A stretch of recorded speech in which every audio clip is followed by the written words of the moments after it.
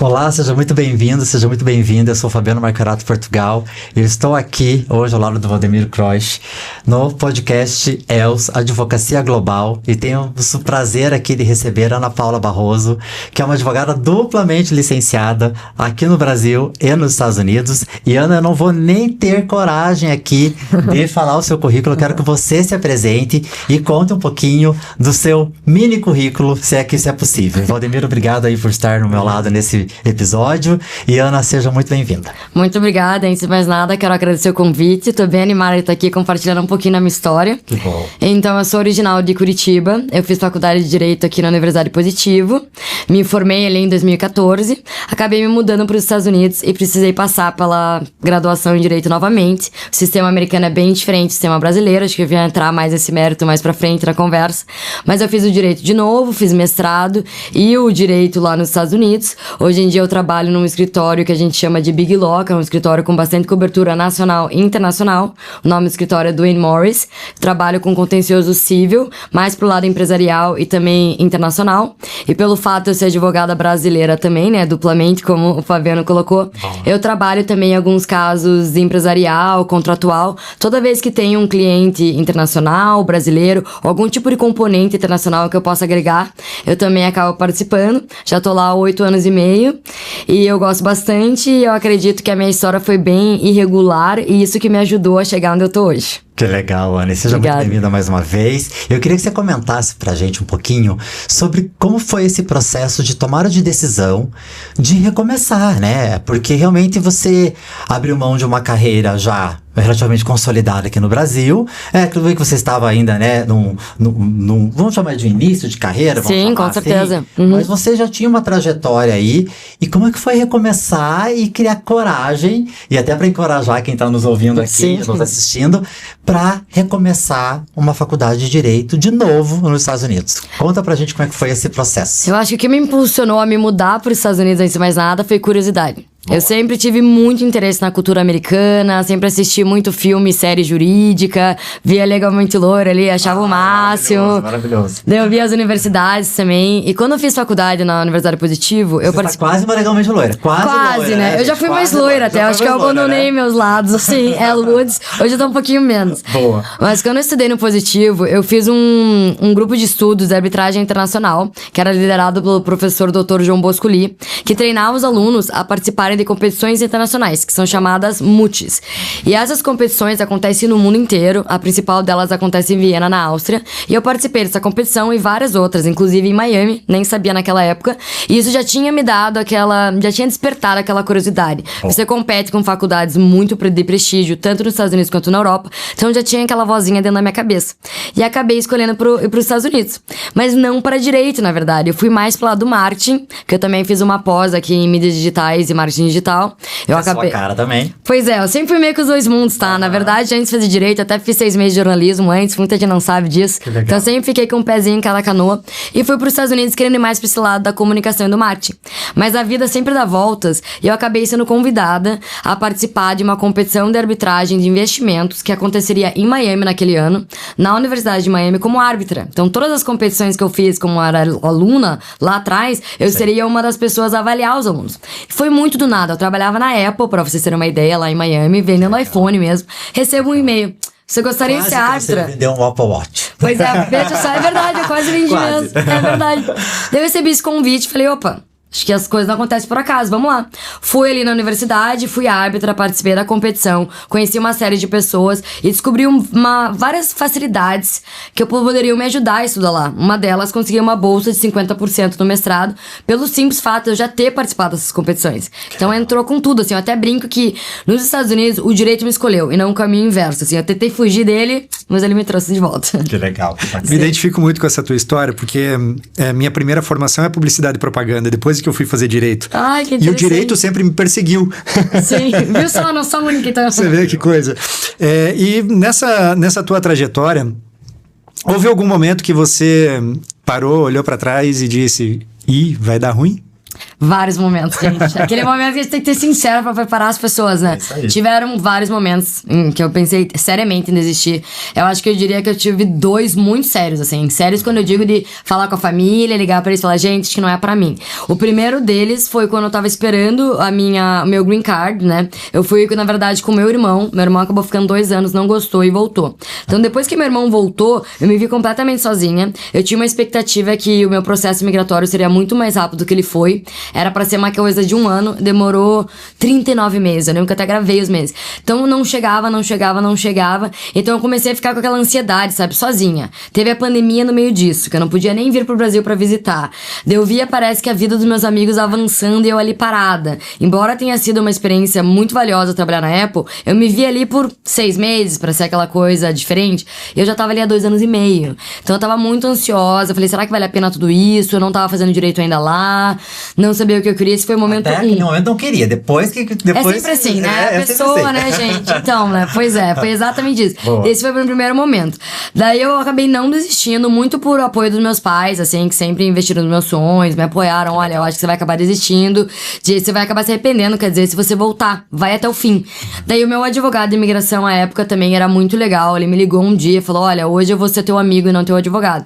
Deu aquela conversada mais humana comigo, falou, quer saber, vai viajar. Eu ia fazer 30 anos, vai viajar pra comemorar teu aniversário e vai dar uma parecida. Você tá muito desesperada, pensando no Focada processo. naquilo apenas, exatamente, né? dá uma parecida. Fui viajar, esqueci do que ia acontecer. Foi impressionante. Na mesma semana, saiu minha aprovação na faculdade de Direito na Universidade de Miami e saiu meu green card, minha entrevista, assim, na mesma semana. Não desisti, deu tudo certo. Vocês pensam, tá, agora nunca mais quer desistir, né? Errado. Tive um outro momento que eu pensei em desistir. Quando eu tava fazendo a universidade, que é muito desafiadora, é completamente diferente da faculdade aqui, eu não tenho nem palavras pra dizer. Você se sente muito pressionado, a competitividade é muito extrema, as pessoas não se ajudam. Isso já foi, assim, quase desistir. Mas quando chegou o momento de fazer a prova da ordem lá, eu realmente pensei em desistir. Como porque você chama a prova da ordem lá? chama Bar Exam. Tá. E até todo mundo pensa no bar, né? Não é o bar que a gente gosta, vamos se fosse. É até E bem... em Miami é uma das mais concorridas, É uma das inclusive, mais né? difíceis. Eu até arrisco dizer que é a mais difícil de todas. Por que que eu digo isso? Porque eles observam um número de aprovados em cada prova. A prova da Califórnia é que aprova menos gente, que tem um percentual mais baixo. Só que a Califórnia permite que qualquer pessoa faça a prova, mesmo que você não tenha feito curso de Direito. O exemplo mais notório é da Kim Kardashian, né? Que não foi de faculdade de Direito e fez a prova. Você pode fazer... E não passou. É. Você pode fazer... Não passou. Ai, não. Ela não passou. Gente, eu sou um Kardashian lover. Não, mas até é interessante porque ela fez um... É profissão, né? Poxa. Não tem dúvida. Porque você pode fazer tipo um trainee, assim, você trabalha com advogados pra substituir a graduação. Bom. Então por isso que eu justifico assim, eu entendo ser mais difícil, porque a pessoa não fez direito, ela não tem o preparo pra tal. Daí a Flórida vem em segundo lugar. Por isso que eu digo que pra mim talvez seja a primeira, porque é mais a dificuldade da prova em si. Porque a Flórida, ela é bem diferentona, assim, dos estados, ela não entra na mesma uniformização que muitos estados entram. Então ela faz uma prova bem diferente, ela faz o primeiro dia todo Flórida, em um modo muito específico dela, assim. Então é bem desafiador, porque você faz o dia 1 da prova todo Flórida, e no dia seguinte já todo federal, que é bem diferente. Então pensa você decorar um prazo de processo civil ali, que é, sei lá, tô chutando, não é verdade, tá, gente? Mas só a título de exemplo. É 10 dias na Flórida, você fez no dia anterior ali 10 dias, você decorou, fez a prova 10 dias. Na manhã seguinte é federal, e no federal é 15. Você estudou muito, sabe? Você tem que virar a chave muito rápido. Então é uma prova realmente muito difícil. E quando você pega a tua experiência do Brasil, a gente tem aquela mania um pouco inconsciente que vai ser tão fácil quanto foi no Brasil. E não que tenha sido fácil, mas você pensa, eu já fiz a faculdade no Brasil, eu passei na prova da ordem na minha primeira prova, antes de me formar. Pensei, bom, no Brasil eu estudei, me dediquei, fiz ali a minha lição de casa, passei, aqui vai ser a mesma coisa.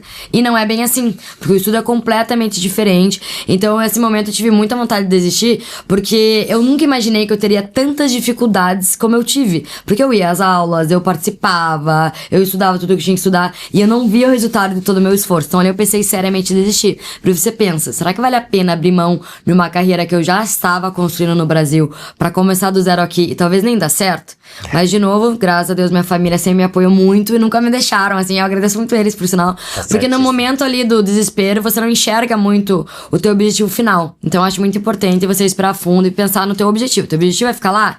Aguenta, respira fundo, senta ali, sacode o poeira e segue, assim. Então esses foram meus dois Com certeza, muito grande. E Ana, você trouxe uma questão aqui que você falou que é muito desafiadora a questão do estudo lá, né? Eu queria que você comentasse um pouco pra gente, porque como você mesmo comentou, né? Você trouxe o exemplo aqui do Legalmente Loira. Sim. Eu queria que você comentasse um pouco como que é o dia a dia numa faculdade americana mesmo, né? Porque a gente vê hoje muitos advogados indo pra Harvard, indo pra Oxford e tal, que é muito bacana, mas realmente é uma imersão e muito mais direcionada para advogados estrangeiros, né? Um LLM da vida, que você fica diferente. Sim. Como que é você estar lá, vivendo aquilo na raiz mesmo, né? Você sendo realmente voltar para o banco universitário. Sim.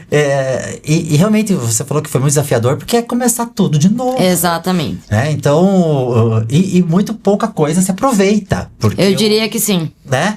Conta um pouco como é que foi esse dia a dia. E como é que foi a Ana lá com o seu fichário ou com o seu notebook? Olha, foi quase uma Legalmente Loira, tá? E eu acho engraçado com que... chihuahua Só faltou o chihuahua, eu acho, né? bolsa. Mas eu achei legal você falar desse filme, porque era um filme que era obrigatório a gente assistir na faculdade. A gente tinha uma matéria de introdução ao estudo do direito, que era só pros estrangeiros, e o professor mandava a gente assistir o filme. Esse e mais alguns. Aqui eu mando todo o controller assistir Erin Brockovich. Ah, é maravilhoso também. Maravilhoso também, né? Porque é uma outra pegada. Mas também muito legal. Mas é engraçado porque esse filme, eu adorava esse filme, mas eu achava que era uma fantasia, né? Que era aquela coisa pra gente dramatizar. Gente, ele é muito fiel à realidade americana. Fala pra todo mundo que quer estudar nos Estados Unidos, assista esse filme. Assista esse filme, porque ele é muito verdadeiro. A primeira aprendizado do filme, assim, acho que quem já viu vai se identificar, assim, que ela chega na faculdade com o bloquinho de coração, com aquela caneta de pluma rosa, todo mundo de computador bem sério, assim, ela toda ali, linda e tal.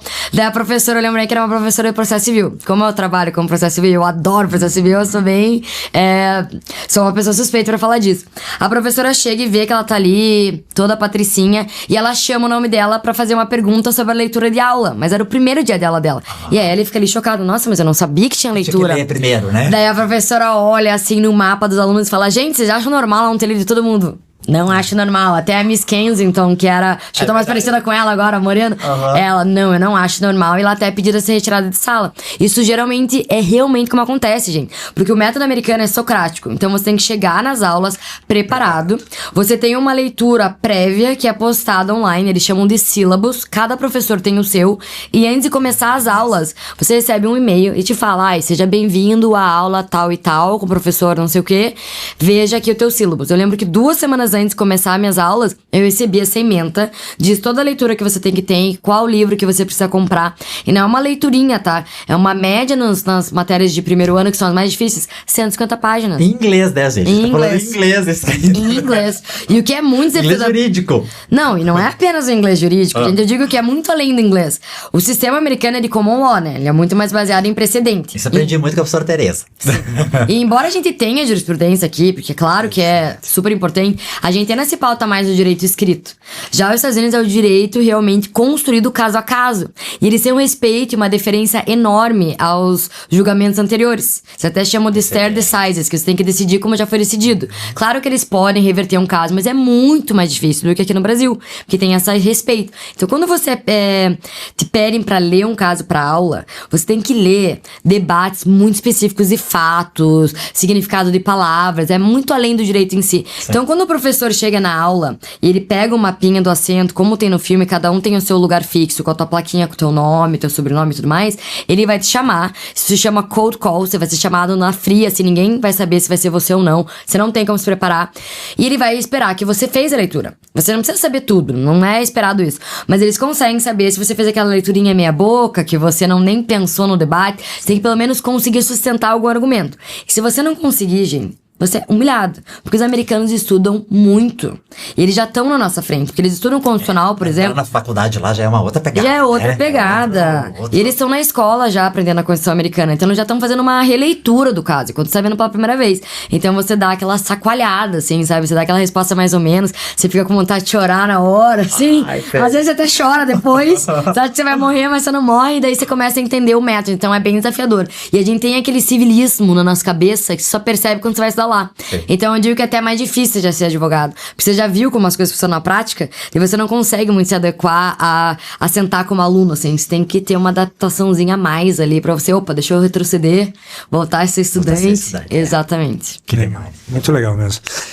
Você teve, antes de ir para os Estados Unidos, experiências aqui no Brasil, inclusive em grandes escritórios. Sim. Quando você entrou nessa Big Law Sim. que você está hoje, qual foi o choque que você sofreu? Assim, qual foi o impacto que você disse... Mesmo que deu esse mesmo friozinho na barriga que deu lá na universidade, como é que foi? Eu acho que o maior choque, dentre vários, foi a falta de mentoria. Porque eu noto que aqui no Brasil, por mais que a gente trabalhe, eu até digo que mais que os americanos, no sentido que desde a faculdade a gente já faz estágio, a gente já tem aquela seriedade de aprender, a gente tem uma mentoria. Eu, pelo menos, tive muita sorte em todos os lugares que eu trabalhei, inclusive o Fabiano fez vários dias.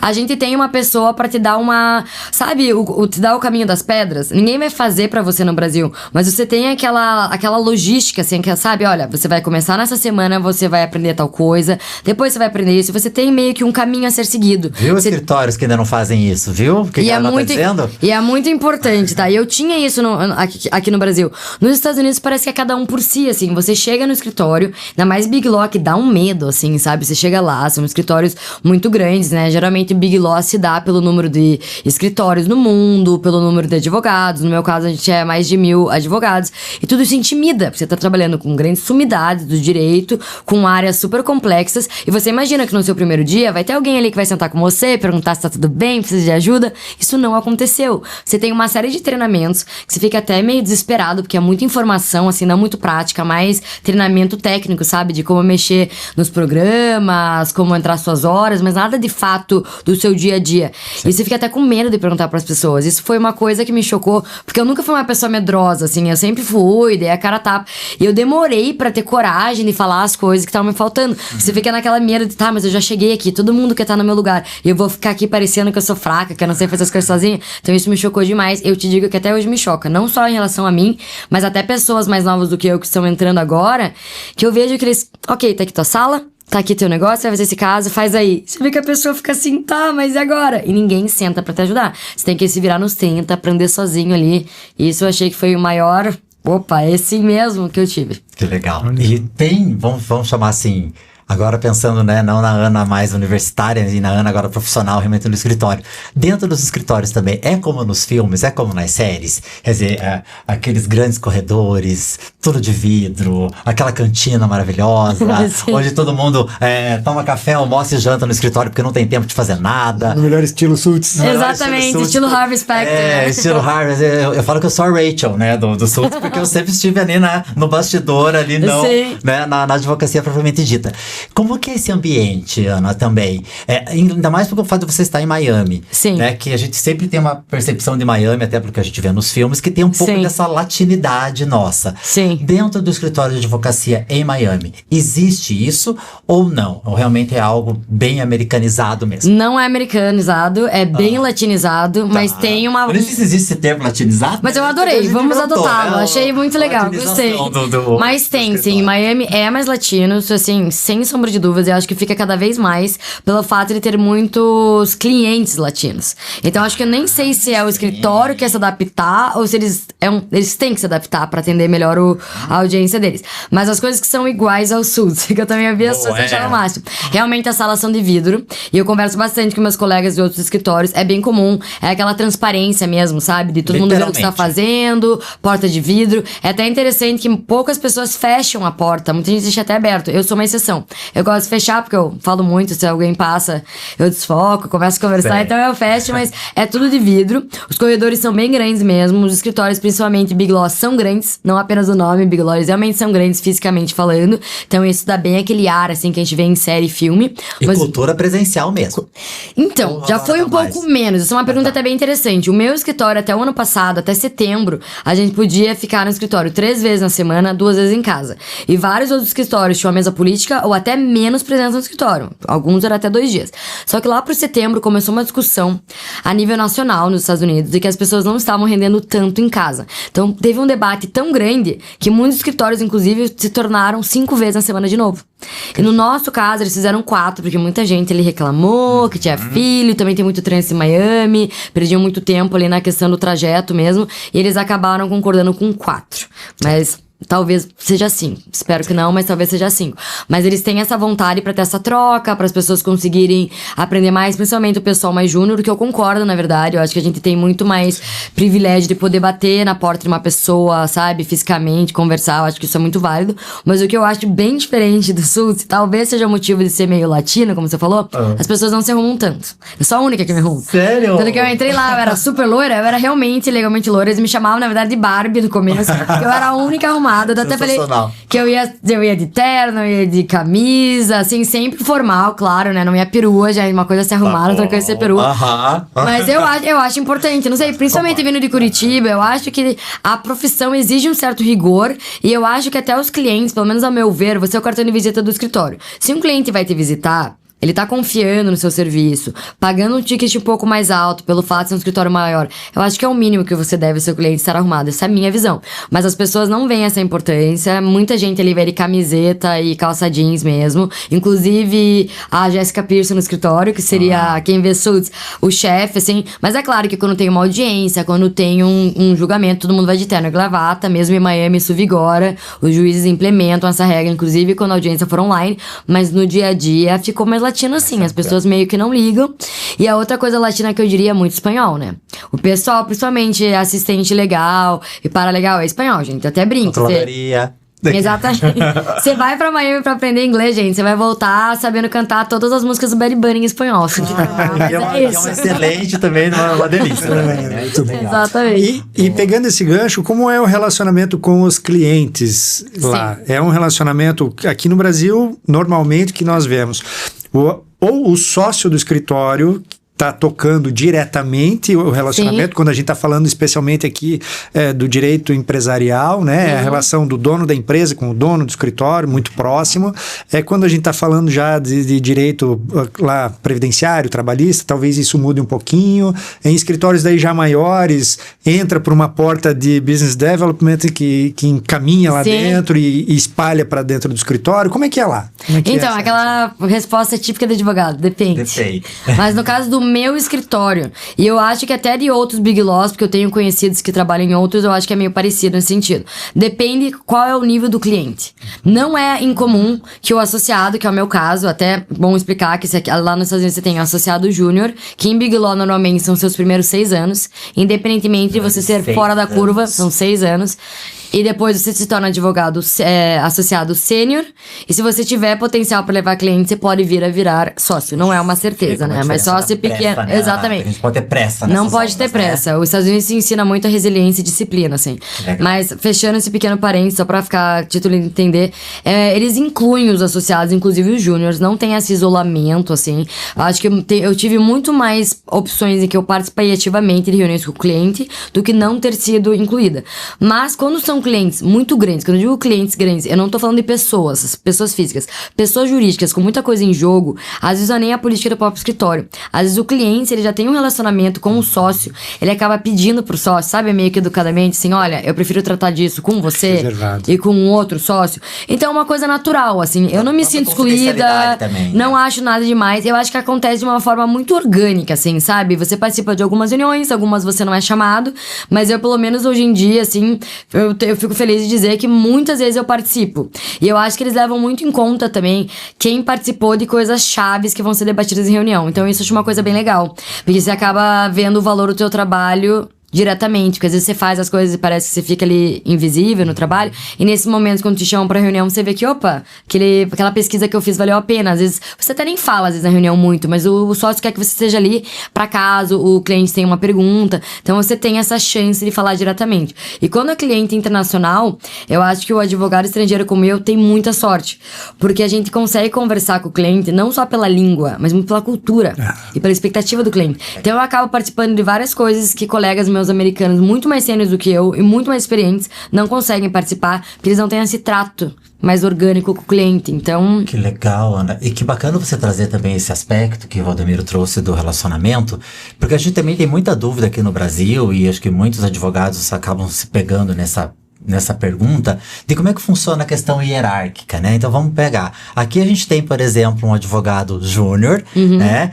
Que eventualmente elabora uma peça que vai para o pleno, para uma revisão, ou que vai para o sênior, eventualmente para uma segunda revisão, até efetivamente um protocolo, ou até mesmo uma definição de estratégia de processo. Como é que funciona, no geral, a hierarquia dentro de um escritório como esse, né? Até onde vai o poder de decisão da Ana? Até onde vai o poder de decisão de um outro cargo? Como é que funciona mais ou menos nesse sentido? É uma excelente pergunta, porque eu vejo a hierarquia do escritório americano muito mais rígida do que no Brasil.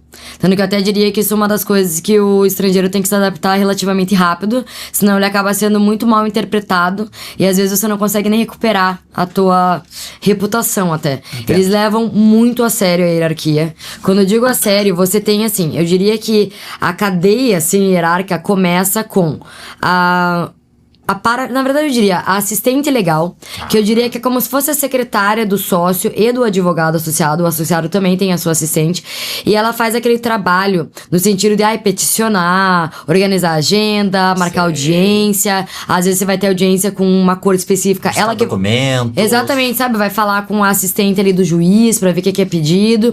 E depois você tem o paralegal, que é uma pessoa que faz um curso de 2 anos pra ser paralegal, então ele até faz algumas petições mais simples e ele pode legalmente fazer isso. Ele tem até uma inscrição específica dentro do bar, que eu acho uma coisa bem curiosa. Ela é mais limitada, mas ela existe pro paralegal. Até a título de vocês entenderem, o advogado americano, ele tem que fazer 4 anos de college, que é o que a gente vê nos filmes, assim, que é aquele monte de festa, que lá ninguém estuda. Daí depois faz a prova específica de entrada, né, que é o LSAT, que aparece bem claramente o processo no Legalmente Loira, e você faz os 3 anos de law school, então são 7 ao todo. Tem muita gente que não tem o tempo e o capital pra tal, faz o paralegal em 2 anos e faz esse tipo de trabalho que eu acabei de descrever. Boa. E depois o paralegal tem um que termo... Hoje é o que praticamente o bacharel faz aqui. Mais ou menos, né? Daí depois disso, acho que seria mais equivalente até ao bacharel, seria um título que não tem tradução em português, que chama Law Clerk, que eu acho que seria mais equivalente ao bacharel. Que é todo mundo que consegue fazer algumas peças, mas não pode assinar e não pode se autorrepresentar porque ele não tá inscrito ainda. Perfeito. Então sabe aquela coisa, a pessoa que já se formou, já até fez a prova da ordem. Limbo. Exatamente, tá no limbo. Ou não Perfeito. saiu o resultado ainda, ou ela não passou. Ela vai ficar nesse limbo. Então ela até vai fazer quase que a mesma coisa que o advogado júnior, mas ela não pode assinar. Então daí entra a hierarquia, ela vai ter que falar com o advogado júnior, dependendo da complexidade do caso, ela vai passar para revisão do associado júnior. Ele vai revisar, vai ver se tá tudo certo. De passa pro associado sênior, vai dar uma olhadinha, às vezes ele vai até editar pesadamente, dependendo, assim, se você fez algum erro, às vezes isso é até bem comum. O advogado sênior fala pra você, olha, tá muito bom, mas esse argumento, eu acho que a ordem não tá tão boa, a título de otimização de tempo eu vou refazer, mas eu vou fazer aqui com as minhas marcações pra você aprender pra um próximo caso. E passa pro sócio. É bem lento o processo, assim, quanto maior for a demanda, quanto mais coisa tiver em jogo, mais vai ter essa hierarquia, assim, em revisão. E quando eu digo que ela é rígida, às vezes você, num ímpeto de demonstrar que você tá disposto, você acaba pisando na função de outro. Eu aprendi isso muito logo, que bom, porque pega meio mal às vezes.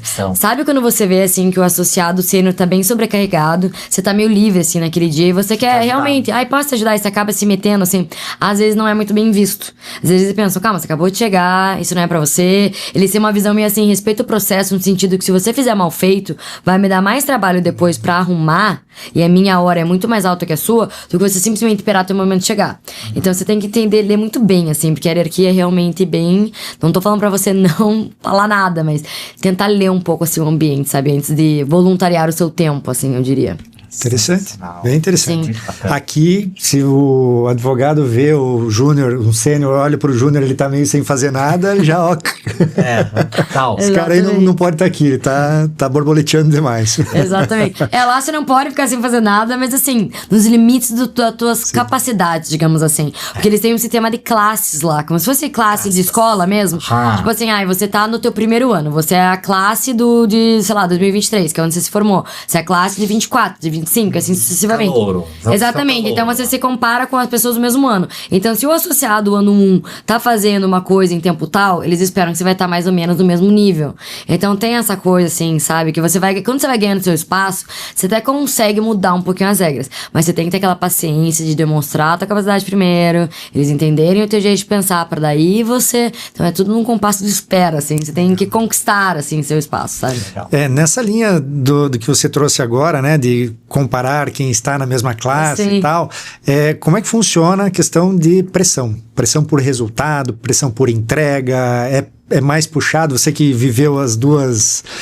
É bem mais puxado, gente. Até que eu não me faça essa pergunta, tem que cuidar, assim, pra não desanimar quem quer fazer direito nos Estados Unidos. Não, jamais. A intenção é estimular e... Não, e gente, eu falo isso pra todo mundo. Eu não sou uma pessoa extraordinária, sou uma pessoa esforçada. Se você se organiza e se dedica, você consegue literalmente conquistar o seu espaço em qualquer lugar do mundo. Então, assim, se eu conseguir, todo mundo consegue. Mas a pressão é muito grande. E eu lembro que antes de eu fazer direito lá, né, que eu fiz o LLM, né, o mestrado, e o JD, que é o título que você ganha quando você faz o Law School, que é o equivalente ao direito. Por isso que eu pedi pra Ana se apresentar, gente. Porque eu ia entrar aqui nas siglas, eu falei, a Ana vai ser a melhor pessoa pra se apresentar, porque eu vou falar besteira. Não, você imagina, não tem problema nenhum de explicar. Mas eu conversei com muita gente antes. Então eu cheguei lá, eu sabia que seria desafiador, mas eu falei, falei com um monte de gente, eu já tô sabendo, vou estudar, vai dar tudo certo. E não é bem assim, a pressão é realmente brutal. E não é apenas no mercado de trabalho, ela já começa na faculdade. Porque as pessoas competem muito entre si, porque o método das notas, eu acho importante falar, porque reflete no trabalho depois, você não se livra do seu currículo. Como aqui no Brasil, que você faz a faculdade e ninguém lembra como foi a tua faculdade. A faculdade aqui te persegue até o fim da sua vida, assim. Eles vão olhar teu histórico acadêmico, todo novo emprego que você entrar. E qual que é a dificuldade dos Estados Unidos? As notas se dão num método de curva. Não é assim, eu estudei, fiz toda a matéria, nós três aqui estudamos juntos, fizemos tudo o que foi pedido na prova, nós três vamos tirar nota 10. Não é assim que funciona nos Estados Unidos. É uma curva, então eles vão pegar o total de alunos daquela matéria, e eles vão fazer assim, vamos poder ter 20 notas A, que é a nota máxima, né? Lá em letras, na minha faculdade a nota máxima era A, depois vinha A-, B+, B-, e assim em ordem decrescente. Se eles têm um número específico, então se eles têm 20 notas A, se você fez uma prova boa, mas não foi extraordinária, você talvez não entre nesse seleto grupo dos 20. E não tem como você conseguir acertar o A. Não é tão óbvio, não é tão intuitivo. Eu sempre dou um exemplo meio fora do mundo jurídico pra ficar mais fácil de entender. Se a prova te pediu pra desenhar uma árvore, você foi lá, o Fabiano foi lá, desenhou uma árvore linda, cheia de textura, com tons de verde diferentes nas folhas. Falou, nossa, que árvore linda, vou tirar, sem sombra de dúvidas. O Valdomiro foi lá e falou, nossa, fiz a minha árvore, fiz as texturas e todas as coisas, mas tô sobrando um tempo aqui e eu estudei mais. Vou colocar umas laranjas nessa árvore também, vou desenhar um banquinho do lado, com umas pessoas conversando, com umas borboletas em volta. Nunca foi pedido fazer isso. Mas o professor, na hora de corrigir a prova, ele não vê o nome das pessoas pra começar a conversa. Você tem um número, é um código. O professor tem que corrigir de uma maneira cega, assim, pra não ser... Exatamente, pra não ser injusto. Que eu acho bem interessante. Ele vai olhar as duas provas e vai falar, realmente, essa árvore tá linda, é exatamente o que eu pedi. Mas essa aqui, hein? Foi além, e não é que eu gostei. Achei bem interessante esse jeito que dá expressão. Esse aqui vai tirar. Você já vai tirar a menos. Ou B+, até. Então você começa a ficar naquela noia. E como a nota é muito importante, todo mundo avalia muito o teu desempenho na faculdade. Você tem a tua média, que chama GPA, né? General Point Average. Amplo do seu desempenho, né? Na apresentação, no projeto, no Exatamente. trabalho. E aí você já tá sendo comparado o tempo inteiro, né? O tempo inteiro. E é aquela assim, as pessoas sabem que a nota é importante. Gente, quando eu digo que a nota é importante, às vezes pra um estágio não pago, eles vão olhar a sua média. Às vezes você é super bom, às vezes você tem até muito mais pra entregar. Principalmente quem é estrangeiro, que já trabalhou, já é mais velho que as pessoas, né? Eu estudei com um pessoal que era 10 anos mais novo do que eu. Então tem diferença até de vida, assim. Mas a nota que vale o que tá no papel ali naquele primeiro momento. Até você abrir a porta e entrar ali na sala, só vale a nota. E isso se estende depois. Você nem conseguia entrar naquela porta. Isso se estende no escritório. Então, principalmente Big Law, você tá trabalhando com pessoas que tiveram as melhores médias. A galera que era o top 1, 2 de uma sala de 150 alunos. Então, você já entra meio intimidado, assim, que a pessoa já tem uma nota melhor que você. Porque todo mundo fala sobre isso. É por isso que eu falo, se estende. Isso aqui, número 1 da sala, ranking tal. Você já entra meio assim, né? Já entra se sentindo meio vira-lata. Ainda que inconscientemente você se sente vira-lata. Daí você fica naquela pressão, tipo, se eu não conseguir dar com trabalhar essas horas, é claro que aqueles 3 ali que já eram super bons na faculdade vão fazer. Então você começa a entrar literalmente numa noia, assim. Você começa a ficar com medo, você começa a trabalhar 10 horas por dia e você pensa assim, eu tô exausto hoje. Mas se eu não trabalhar 10 horas, eu sei que o outro vai trabalhar 10 horas. Daí você começa a ficar numa loucura, assim, você tem que entregar, sabe? Então é bem complicado.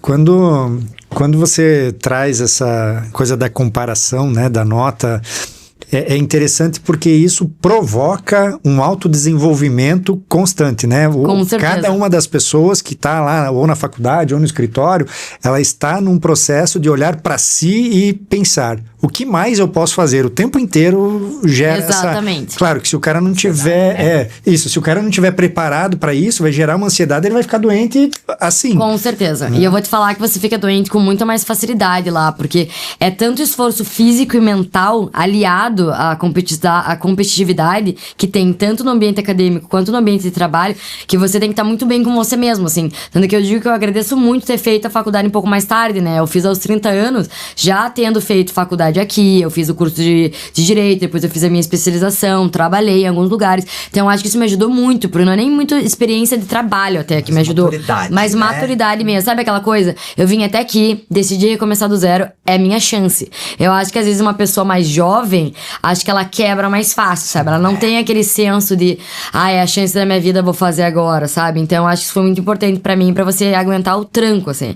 Porque é uma pressão realmente que eu nunca vi igual, só estudando pra entender. Até pelo fato deles terem que fazer uma graduação prévia ao direito, já vem um pessoal muito mais gabaritado, assim, um pessoal que sabe o que quer, e é direito. E eles chamam o curso de direito lá, é Juris Doctor, né, vem do latim. É literalmente um doutorado, você se torna um doutor em direito. Então já é uma coisa além do que o americano médio faz. Tanto que é só você pensar a título de comparação. Existe glamour mesmo. Existe. Porque realmente é um esforço. É uma coisa além, assim, da mesma maneira que medicina. Você faz o college e depois você vai fazer o medical school, você vai fazer a escola de medicina. O direito está no mesmo patamar, assim. Eu até sempre pergunto pra muita gente, qual que vocês acham que é o percentual dos Estados Unidos de pessoas que são Juris Doctor? Ou seja, pessoas que fizeram direito nos Estados Unidos. Chutem aí de percentual. De 1 a 10%, de 1 a 100%. Não a menor ideia. Deve ser baixo, pô. Deve ser aí coisa de 15%, vai. Gente, é menos de 1%, tá? O quê? Tá no 0,001. Sim, eu descobri isso, sim, depois de me formar, através de acho que um conteúdo que eu vi até na internet, vai até pesquisar depois. Sim, é menos de 1% dos americanos que se tornam Juris Doctor, se tornam advogados. Então você entende o porquê da pressão, porque é um prestígio mesmo você se tornar, assim, advogado nos Estados Unidos. E é também uma coisa que entra muito anda muito lado a lado com a cultura americana. Porque eu digo que aqui no Brasil, a grosso modo, as pessoas acabam procurando advogado quando deu algo errado, né? Tipo, só vou pegar advogado se der errado. Isso. Nos Estados Unidos é o contrário, eles são muito mais preventivos. Eles não querem que as coisas sejam feitas de uma maneira incorreta. Eles não querem descumprir as regras, eles querem fazer as coisas de um modo mais otimizado, assim, um modo, assim, mais correto, consciente, exato, que englobe as expectativas deles. Claro, no geral, né? Sempre tem as exceções. Mas no geral, essa visão que eles têm. Então, a pessoa passa por todo esse caminho, eles têm um respeito muito maior ao advogado. Tanto que eu digo que é uma faca de dois gumes. Você sofre muito mais lá pra se tornar advogado, com certeza. Eu digo que é uma batalha diária, assim, porque a régua tá aqui pra você performar, tanto na faculdade quanto no mercado de trabalho, mas existe a meritocracia. Você vai se dedicar, você vai se esforçar, você vai literalmente se doar ali pelo teu curso e pelo teu trabalho, mas você vai ter um retorno, porque eles realmente já te veem de uma outra maneira, assim. Que é uma coisa que eu sentia falta aqui no Brasil. Eu via muita gente, não tô nem falando só de mim. Banalizou, né? Exatamente, muito boas, assim, extraordinárias. Eu não tô nem falando apenas de conhecimento, sabe, de atitude, ideias inovadoras, assim. E a pessoa tava sempre naquele efeito platô, assim, nunca tinha oportunidades por vários anos, assim, que é desanimador, assim. E nos Estados Unidos já não, assim, você tem... É uma briga de cachorro grande, mas ao mesmo tempo, quando você tem teu momento, a pessoa vai investir em você e você vai conseguir se desenvolver, assim, sabe? Então isso é muito interessante. Que bacana. E Ana, eu queria que você trouxesse um pouquinho sobre a questão da tecnologia, né? A gente fala muito aqui no Brasil, e não acho que só no Brasil, mas virou uma febre da automação, da IA. Eu queria que você nos contasse um pouco sobre como é essa relação hoje, né, do advogado, né, nos Estados Unidos, não só do advogado americano, mas de advogados, realmente uma advogada brasileira como você, realmente é bem inserida no mercado lá. Como que é a relação desses escritórios com a tecnologia? Porque hoje a gente vê aqui, e a gente tem aqui várias feiras também de tecnologia, de inovação, e há uma busca desenfreada por ferramentas, onde muitas vezes o escritório não sabe nem o que ele quer resolver com aquela ferramenta, mas ele tem ali que não só como querer ser moderno, mas parecer moderno. Sim. E nos conta um pouco sobre essa relação da tecnologia hoje aplicada ao mercado jurídico americano. E em contraponto, desculpe, mas em contraponto a essa busca pela hype da tecnologia, existe uma baixíssima... um baixíssimo letramento tecnológico na advocacia brasileira. O pessoal digamos assim, muito básico.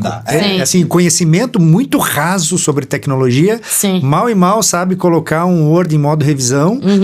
E quando vai numa feira, o que você tem de IA no teu sistema? Sim. Entende? Então, isso para mim me causa um tremendo espanto mesmo. Sim. Não, eu acho esse assunto extremamente interessante, né? Eu que vim meio que dos dois mundos, marketing e direito, eu acho que veio pra ficar e nos Estados Unidos já é uma realidade. Eu ia até falar, assim, não é presente, mas pra mim já é passado até, eu diria. Tem um software nos Estados Unidos que chama Harvey AI Assistant. Até que eu saiba, ele tá disponível na Inglaterra, Estados Unidos e na Austrália. Pelo menos é o que aparece, assim, quando eu acesso. E agora tá pipocando aqui no Brasil, do povo começar a falar disso. Não, e muita gente até diz que é Harvey por causa do Harvey Specter no Suits, hein? Olha, não acho tão improvável, vai que, né? Mas o Harvey, ele funciona da seguinte maneira: os escritórios pagam a licença do software. Eu, honestamente, não sei qual é o valor dele, mas a maioria dos escritórios pagam e implementam esse software. E ele funciona de uma maneira bem interessante e segura.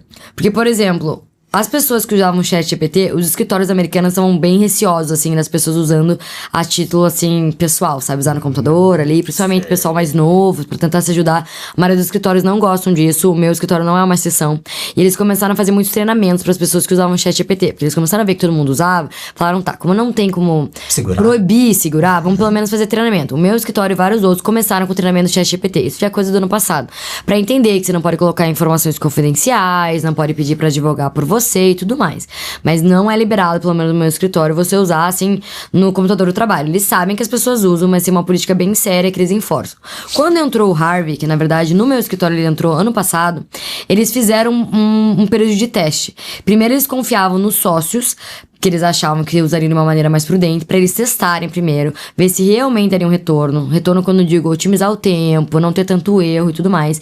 E eles começaram a ver que foi dando certo. Principalmente em São Francisco, né? Vale do Silício, já é um lugar mais tecnológico. O escritório do lá começou a usar, começou a gostar pra várias coisas. Não muito assim pra escrever, mas pra revisar contratos. Quando eu digo contratos, aqueles contratos muito volumosos, sabe? Com muitas páginas, sabe? Você quer tentar olhar cláusulas específicas no contrato, você não tem um tempo hábil pra ler 1000 páginas. Daí você treina ali o Harvey pra ele procurar cláusulas específicas. Mas muito na base da conversa com o software mesmo, explicando quem quer ser o cliente.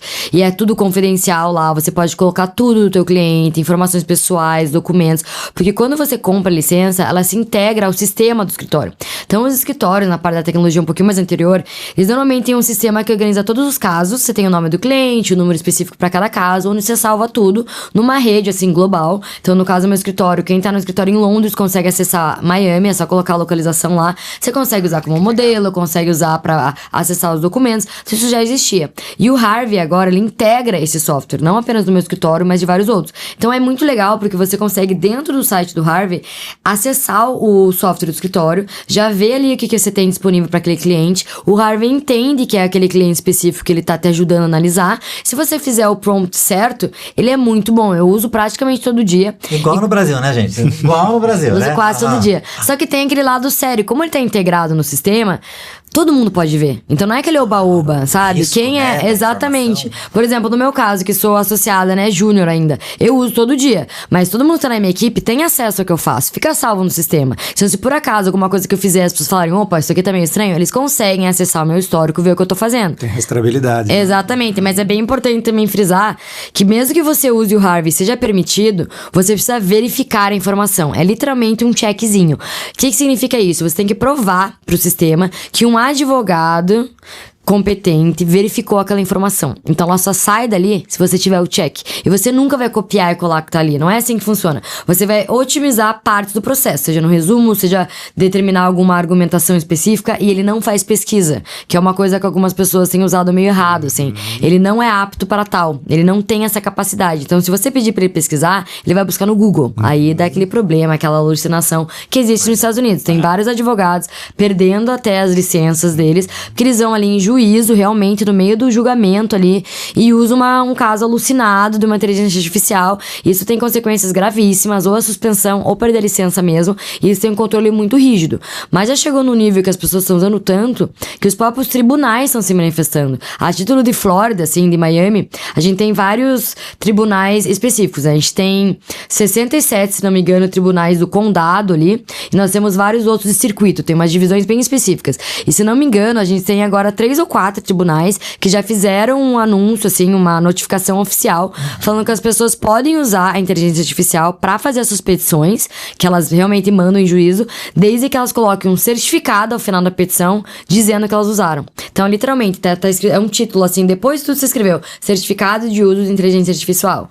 Daí você coloca, venho por meio desse advogado, não sei o que, dizer que obtive o auxílio de inteligência artificial para otimizar o tempo. Você descreve mais ou menos o que você fez. Eu não tenho, né, como dizer, o resultado disso, porque é muito recente, é coisa de 2 meses atrás. Tá rolando um burburinho, assim. Então, isso demonstra que os próprios juízes já estão aceitando, mas ainda com as restrições específicas. De novo, não é advogar por você, é ajudar a otimizar o tempo. Muito porque nos Estados Unidos as pessoas cobram por horas os escritórios. Tudo que você faz é precificado à base das billable hours, são as horas faturadas. Então, os clientes já usam inteligência artificial. Então, eles não querem mais pagar 10 horas para fazer uma coisa, que eles mesmos já usam uma inteligência artificial no negócio deles e sabem que vai diminuir esse tempo. Então, realmente já é uma realidade e eu acredito que só vai aumentar. Agora já tem o Claude Legal também, que o meu escritório ainda não tem. Eu já ouvi dizer que é melhor que o Harvey, que pensa mais rápido, tem mais capacidade jurídica. Então, eu tô até ansiosa para aprender mais, assim. Como acompanhar, né? Exatamente. A gente tá no momento, como é que a gente acompanha esse tudo? Não tem como acompanhar, né? Com muita calma e parcimônia. Muita calma e parcimônia, mas eu vou te falar que nos Estados Unidos é bem interessante que as ordens dos advogados, como elas são específicas a cada estado, né? Certo. É um federalismo, né? Como no Brasil, eles disponibilizam uma série de aulas online, ou até webinar ou aulas gravadas, e às vezes eles vão até nos escritórios, porque você tem a obrigação nos Estados Unidos de continuar a sua educação jurídica, se chama CLE, Continual Legal Education. E nesse momento do AI, eles estão disponibilizando uma série de seminários online e aulas sobre isso. Então é muito legal, porque se você for atrás, tem que ser muito proativo nos Estados Unidos, ninguém vai falar pra você fazer nunca. Se você ficar entrando ali no teu perfilzinho ali no caso, como eu sou advogada na Flórida, eu tenho o meu perfil dentro do Florida Bar. Você entra ali, tem uma série de conteúdo que eles estão postando, explicando como que os juízes interpretam, como que você pode ser ajudado. Então tem ali informação, basta você ter o interesse. Então eu considero que é muito organizado, talvez mais que aqui, porque você não fica perdido, quem que eu confio pra me ensinar isso? A própria ordem dos advogados já vai disponibilizar, que eles têm esse cuidado, assim, pra educar a classe dos advogados e continuar fazendo isso ao longo do tempo, porque o direito tá sempre em constante movimento, né? Então agora esse tema da tecnologia tá bem forte, assim, então eu acho isso bem bacana. Você tocou aí no assunto das billable hours. Sim. Vou voltar no tema pressão. Pode voltar, como prazer. Quando a gente fala em horas faturáveis e produtividade, a gente coloca também uma reguinha de pressão em cima do advogado, né? Então, cadê teu timesheet? Quantas horas você faturou para o cliente XPTO? E isso aqui... Ou não faturou mesmo, ou não né? faturou, ou não vamos poder cobrar, né? Ou não poderemos cobrar, exato. Certo. Quanto tempo você gastou estudando um caso, quanto tempo você... Enfim... como é que funciona isso, essa pressão lá em relação a essas horas faturáveis? Olha, vou dizer que as horas faturáveis são um pesadelo de qualquer advogado americano, tá? Acho que independentemente da idade e do nível de experiência. Então, a maneira que funciona é a seguinte. Antes de mais nada, cada escritório tem um limite anual obrigatório de horas que você precisa debitar, faturar. Então, não tem nada a ver com as horas trabalhadas, que é um erro, assim, de julgamento muito comum do estrangeiro, inclusive meu. Porque você tem aquela coisa na tua cabeça, mas eu trabalhei 12 horas, tem que valer as 12. Não é assim que funciona.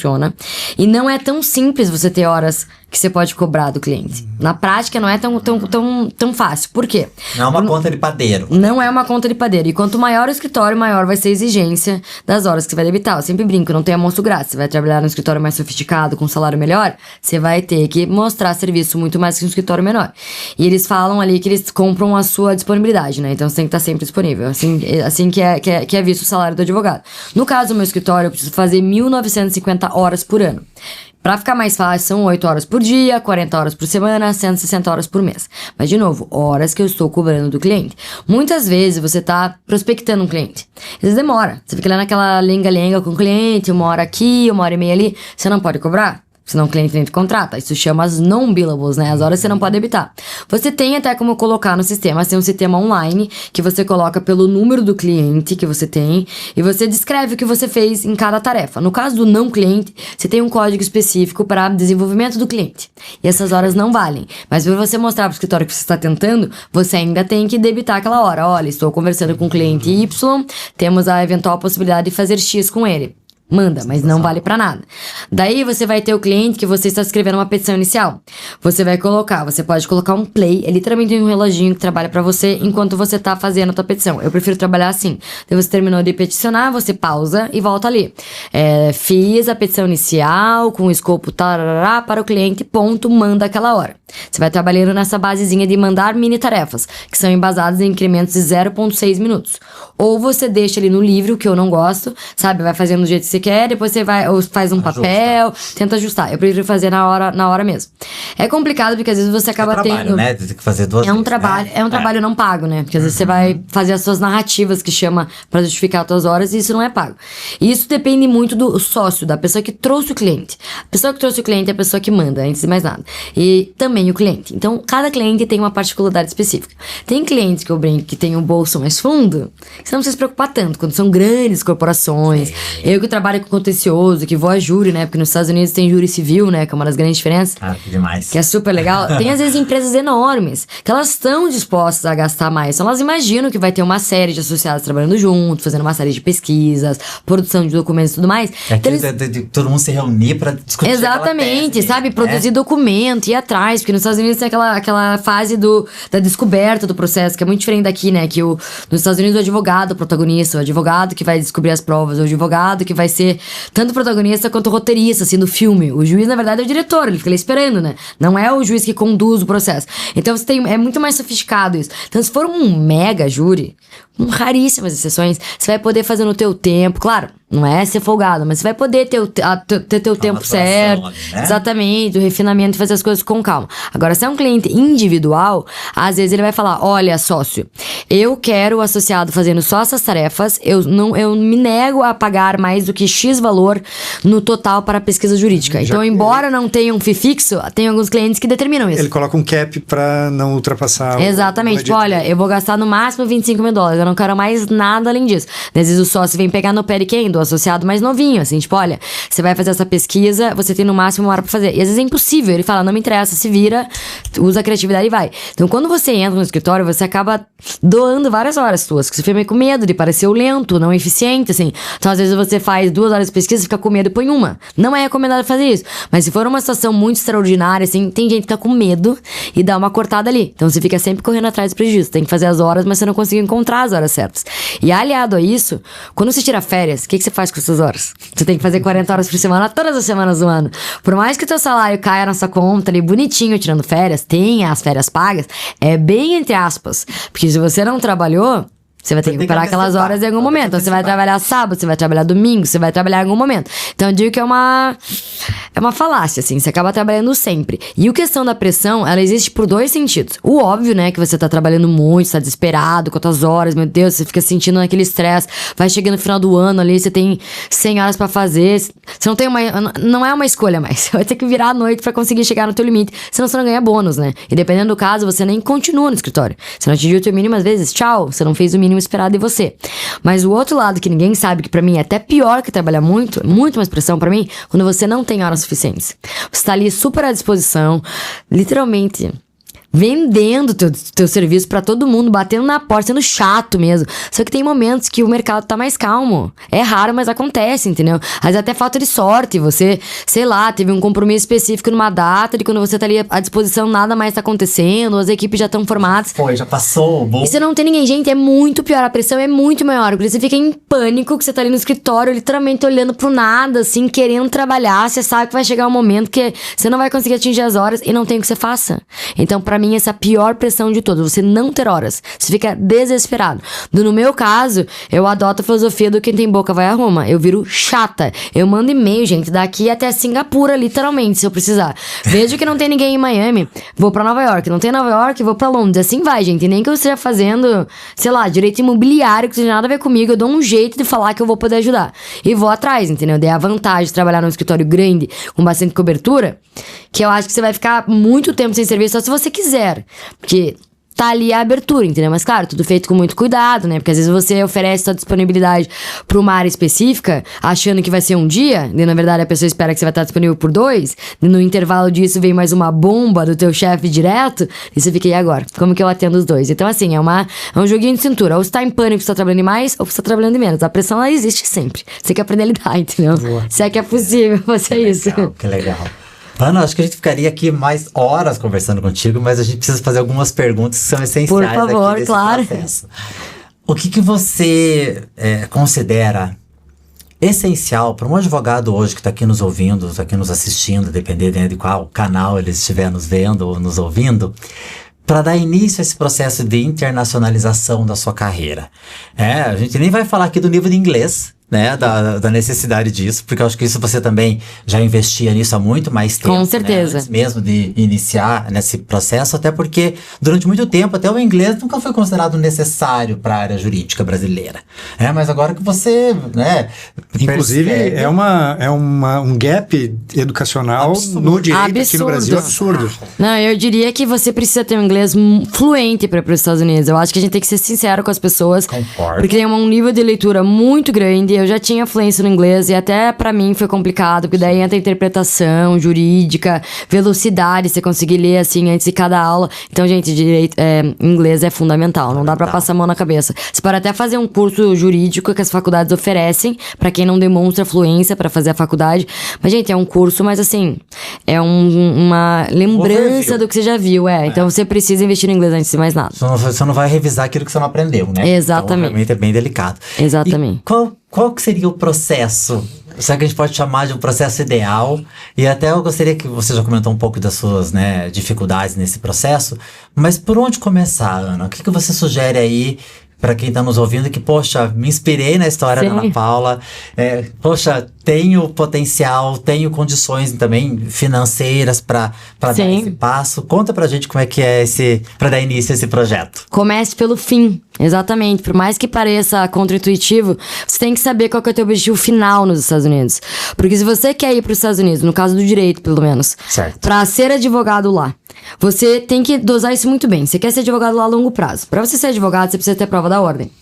E cada prova da ordem americana tem requisitos específicos e diferentes. No caso da Flórida, que foi a minha escolha, você precisa fazer o JD, que é o Law School, né? O curso de Direito. Que são de 2 anos e meio a 3 anos. Então, se você fizer um mestrado, pode ser a melhor universidade dos Estados Unidos, com o intuito de fazer o Florida Bar, né? Você não vai conseguir fazer, porque você não vai cumprir os requisitos. Então, você vai ter ali dedicado 9 meses de LLM, que embora seja mais curto, são 9 meses. Você vai investir dinheiro e vai se deparar com aquela triste surpresa, desagradável surpresa, que você não tem como fazer a prova. Já acabou ali. Você gastou 9 meses, você não vai poder fazer o que você queria. Então comece do fim. Você quer trabalhar em Nova York? Pesquise os requisitos da prova da ordem de Nova York. Vai no site do bar de Nova York, ou do estado que você quer, e vá do fim pro começo. O que eu preciso fazer?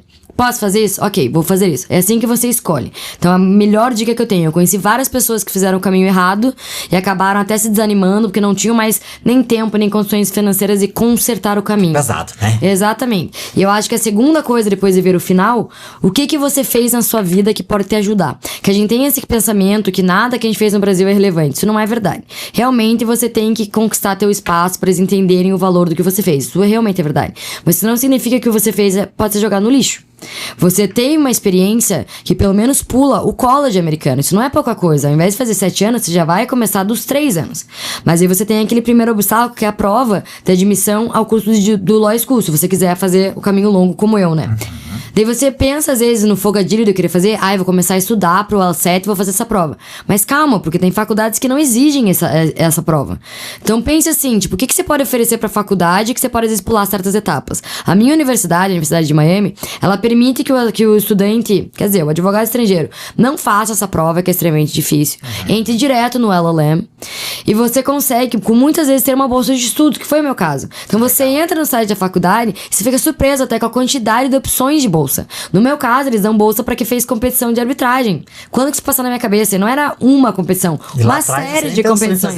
Exatamente. Com esse propósito, né? Exato. Tanto que eu digo que a arbitragem literalmente mudou minha vida. Se não tivesse esse curso, várias coisas que eu comentei com vocês podem ver que me levaram pra lá. Até o fato de descobrir a Universidade de Miami foi sendo árbitra. Então não menosprezem as suas experiências acadêmicas no Brasil, que às vezes pode te dar até uma bolsa, como foi meu caso. Nossa, então, que conselhaço, gente. Exatamente. Conselhaço. E quem tá na faculdade ainda, não tenham preguiça de fazer coisas fora do comum, tá? Saiam da caixa um pouco, porque elas podem te ajudar. Então, vocês olham a bolsa. E no caso do meu caminho, que foi meio torto, mas eu acho que acabou sendo a melhor coisa. Eu comecei fazendo mestrado em arbitragem comercial internacional, né? Que já tinha tudo a ver ali com minhas competições, e me deu essa bolsa de 50%. Daí, na faculdade de Miami, eles fazem você começar o LLM, fazer os créditos ali da arbitragem, mas já fazendo uma matéria do curso de Direito Oficial, que é o JD. E eu fiz essa matéria, eu lembro que eu fiz processo civil, e você precisava tirar B+, ou acima, para ser considerado para fazer uma aplicação para transferir para o JD. Tudo nos Estados Unidos tem que aplicar. Fiz essa matéria, me matei de estudar, graças a Deus fui super bem, consegui passar no curso de Direito. E no final das contas, ao invés de eu fazer 3 anos apenas com o título de doutor em Direito, né, que é o JD, eu saí em 2 anos e meio como mestre em arbitragem e doutor em Direito. Então eu saí com JD e com LLM, que é uma coisa que nem a maioria dos americanos não tem. O americano comum faz o JD, que já é super bom. Eu não tô menosprezando porque não tem um LLM, longe disso. Mas não é uma coisa comum do americano. Então imagina, eu saí com 6 meses a menos, com 2 títulos. Foi mais difícil? Com certeza, porque eu fiz 2 cursos pesados, com bastante crédito. Eu trabalhei nos meus últimos 2 anos da faculdade, que deixou mais difícil ainda. Eu até não recomendo trabalhar. Se você puder não trabalhar, não trabalhe, porque é uma dedicação realmente exclusiva ao curso. Mas deu certo no final. Então, assim, não se desespere, sabe? Se tiver qualquer dúvida, eu tô aqui à disposição. Eu ainda pesquisando bastante, eu cometi vários erros. Até por causa disso, eu criei um Instagram chamado Direito com Ana P, que eu compartilho várias dicas da minha jornada e eu sou super aberta. Vale a pena a gente acompanhar. Porque, olha, eu não tenho interesse em fazer essa transição, mas a gente aprende um monte lá. Sim, eu adoro conversar com as pessoas. Eu não tenho medo, sabe? De tirar dúvida, conversar, sabe? Tem muita gente que realmente não quer te ajudar, mas eu acredito que tem muito mais gente boa no mundo que gente ruim, assim. Perfeito. Então, se eu puder ajudar, eu ajudo as pessoas, porque o brasileiro tem muito a oferecer, assim. O brasileiro bom, eu falo isso sem nenhum problema, é melhor que qualquer outra pessoa, gente. A gente é muito de sacudir a poeira, dar a volta por cima, a gente é muito criativo, muito aberto, assim. Trabalho, né? Então, gente, tudo é possível. Eu acabei me alongando, desculpa. Não alongou nada, mas foi ótimo, foi ótimo. Minha última pergunta. O que você, comparando, né, a advocacia nos Estados Unidos com a advocacia no Brasil, quais são os desafios que você enxerga para a advocacia brasileira levantar essa régua que você trouxe no começo, que é uma régua muito alta? Quais são os desafios que nós temos? É para acabar bem. Gente, pergunta difícil, deixa eu pensar. Eu acho que o grande desafio dos escritórios brasileiros em relação aos americanos, sendo bem sincera, eu acho que é a seriedade das pessoas, o comprometimento, que não é a mesma coisa que competência. Eu realmente acho que, no geral, os brasileiros são até mais competentes. Mas eu não sei até que ponto existe uma seriedade na nossa classe jurídica no Brasil como nos Estados Unidos. Quando eu digo seriedade, sabe, ética mesmo, seguir as regras certinho e pensando além do cliente que está representando agora, pensar a longo prazo mesmo. Quando eu digo ética, às vezes é melhor você dizer não para um cliente, declinar um cliente, que quem sabe lá na frente isso vai te gerar mais frutos, até esse mesmo cliente talvez volte, para você não abraçar, sabe, o mundo com as 2 mãos. Porque no começo eu achava muito estranho, eu achava até que os escritórios americanos não tinham muita boa vontade para pegar certos clientes. E eu não entendia isso. Eles falavam, mas eu comecei a entender como que funciona lá dentro, a gestão deles, e tem uma certa régua dentro de cada escritório, escritório. E tem um porquê disso, sabe? Você precisa garantir pro cliente um serviço classe A. E às vezes você não consegue fornecer naquele momento. Então é melhor você declinar o cliente, pegar outros clientes e quem sabe lá na frente volta. E eu acho que às vezes o brasileiro, como quer muito pegar todo mundo, eu tenho isso também, eu sou brasileira, né? A gente mora aqui há muito mais tempo. A gente quer tanto agradar que sem querer a gente acaba deslizando muito assim, inconscientemente. Então acho que isso é uma coisa muito válida aprender dos americanos. Eles têm essa fama assim meio ruim de ser muito diretos, muito frios, muito sérios, mas eu acho que para algumas áreas, inclusive o direito, é muito importante você ser mais sério assim, sabe? Olhar com um jeito mais frio, porque a longo prazo você vai conseguir fornecer um serviço mais premium assim. Então acho que é um desafio do brasileiro, mas não é impossível. Eu acho que o brasileiro podia se inspirar um pouco nisso assim, sabe? Legal. Muito legal isso que você trouxe, e enquanto você estava falando eu me lembrei de ontem um caso nosso, em que nós conversamos e decidimos declinar de uma proposta que tínhamos colocado na mesa para um cliente. Por quê? Nós percebemos que o cliente, as exigências desse cliente nos fariam uma mudança dentro do nosso modo de trabalhar muito grande, que traria prejuízo para nós e não nos permitiria entregar aquilo que nós estamos acostumados a entregar, que é a excelência do nosso trabalho. Então é melhor foi exatamente essa nossa conversa, né? É melhor nós não avançarmos, então tira a proposta da mesa, explica, tira a proposta da mesa que o cliente vai entender. Não deu outra. Até a resposta do cliente depois foi, não, obrigado por toda a atenção que vocês trouxeram, pela transparência e tal. É isso aí. E concordo 100%. Nossa, que coincidência, né? Porque eu acho que não é por mal. Eu acho que como o brasileiro é mais caloroso, mais gente como a gente, assim, que eu acho uma grande qualidade. Eu não quero perder isso nunca. Mas a gente, aquele ímpeto de ajudar todo mundo, a gente acaba sem querer prometendo que a gente não consegue entregar. Você acaba causando um desserviço maior do que um serviço de excelência. Perfeito, Ana. Nos preocupa muito agora essa nova frente que diz assim, ai Deus, como é que é? Você dá o passo e Deus dá o chão. Cuidado, Ou, não, a gente nunca vai estar pronto, a gente tem que se aventurar. Não dá para se aventurar em algumas áreas. Exatamente. Né? Então, realmente, eu acho que o que você trouxe desse compromisso, essa seriedade com a profissão, com o seu nome, com a sua reputação, realmente é algo que a gente tem que resgatar mesmo, e você foi certeira aqui. E, Ana, não tenho palavras aqui para agradecer. Acho que vou ter que ter o episódio 2, 3, 4, 5. Nossa, gente, eu volto com online, vamos fazer remoto.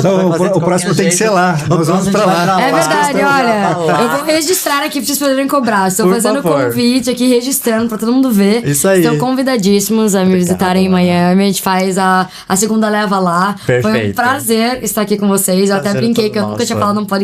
Olha, era um sonho, tá, gente? Sonho realizado. Já falo pras pessoas, gente, não tenham medo dos sonhos de vocês, porque a gente acaba chegando em lugares que a gente não imaginava que chegaria, porque a gente não teve medo de falar, assim, sabe? Colocar a cara a tapa, assim. Então, eu tô muito feliz de estar aqui. Adorei as perguntas, adorei o papo, sério. Parece que durou 10 minutos só, foi uma delícia. Obrigado. Obrigado a você.